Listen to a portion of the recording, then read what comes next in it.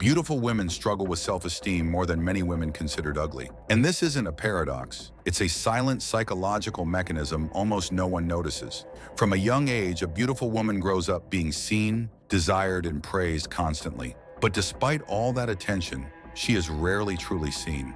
The focus is always on her appearance, on the visual effects she creates, not on what she thinks, feels, or who she really is. Over time, this creates a dangerous illusion. Her presence alone becomes enough to validate her existence.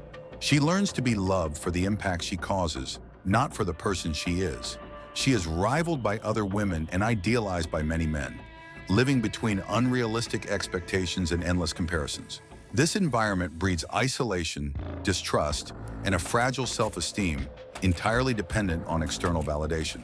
So it's no surprise that beautiful women often face deep insecurity, fear of aging, and difficulty forming meaningful connections. They grow used to being a display, not a person. Meanwhile, the woman considered ugly had to develop other ways of being seen: substance, humor, intelligence, emotional depth. Forced to grow inward, she learns early on that her value doesn't depend on the eyes of others. But the beautiful woman, when beauty stops being an advantage, collapses because she never learned to separate the image she carries from the person she truly is. And so many live like this, prisoners of unstable self-esteem, superficial relationships, and the constant fear of being replaced by someone even prettier. The truth is simple. Caring for your beauty is good, but caring for your mind is what saves you. Appearance fades, identity stays. The real problem is that no one talks about the psychological price of beauty. No one talks about what it feels like to live under the weight of being the prettiest in the room, as if that's a blessing or a prison. When a woman's entire life revolves around her image, any imperfection becomes a threat.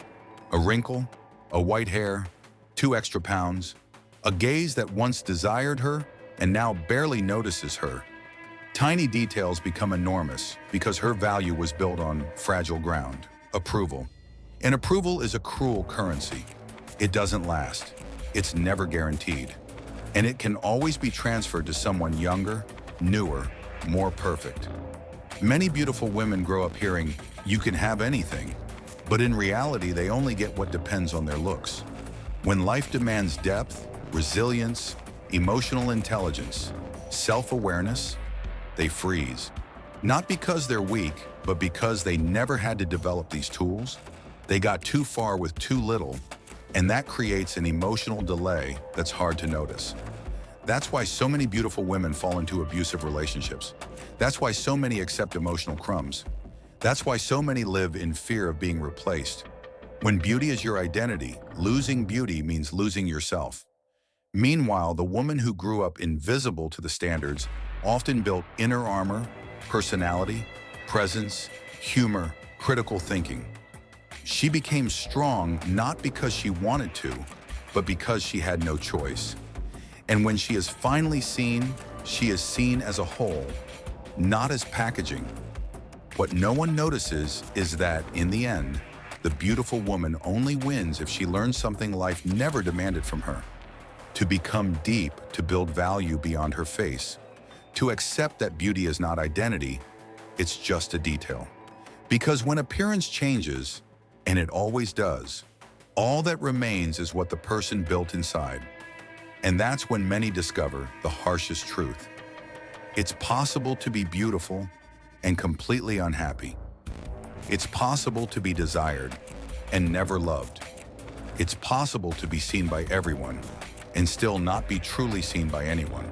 In the end, life rewards those who know themselves, not those who are admired.